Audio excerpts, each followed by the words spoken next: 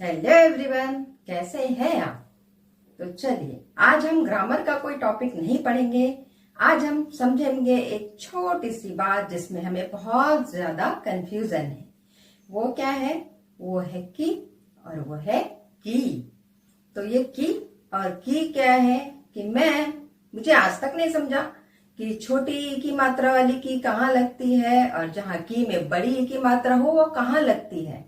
तो डाउट तो बहुत होता है लोगों को कि दोनों तो है कि कहीं भी लगा दो, पर जी नहीं, इसे हम कहीं भी नहीं लगा सकते। इसकी प्रॉपर जगह होती है और बहुत इजी तरीके से मैं आपको समझाती हूँ कि उसे कहाँ लगाना है।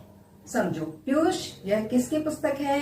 आप कहेंगे मैम यह हिंदी भाषा की पुस्तक है। ठीक है, तो यहाँ जो आपने की लगाया वो बड़ी की मात्रा होगी। क में बड़ी की मात्रा, और छोटी की मात्रा कभी भी लेफ्ट साइड से लगेगी, बड़ी की मात्रा कभी भी राइट साइड से लगेगी। तो ठीक है, आपने कहा कि यह हिंदी की पुस्तक है, तो आपने एक नॉर्मल से एक बात बताई, वो है हिंदी की पुस्तक है, तो की मात्रा हमने बड़ी की लगाई।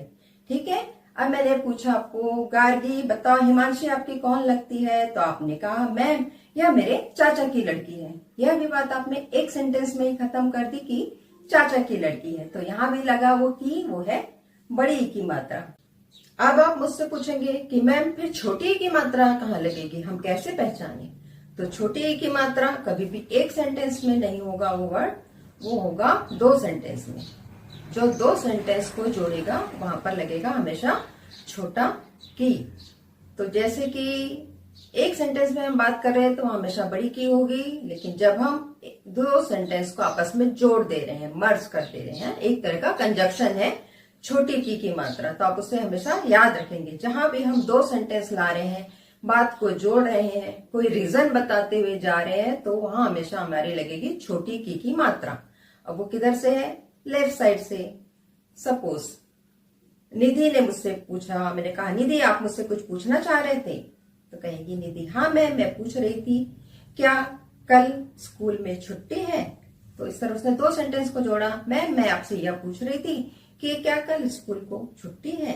और संस्कृति, मैंने कहा संस्कृति आप मुझसे कुछ कहना चाह रहे थे?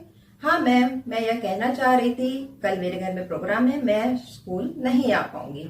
इस तरह भी आपने मुझे बात दो सेंटेंस में बताया, कुछ रीजन देते हुए बताया, कुछ कारण देते हुए बताया, इस तरह हो जाते हैं वो दो सेंटेंस। ठीक है, तो अब आपको समझ में आया। बहुत छोटी सी बात है लेकिन हमें ध्यान रखने की बात है। छोटी छोटी मात्राओं पे कभी कभी हमारे अंक कट जाते हैं।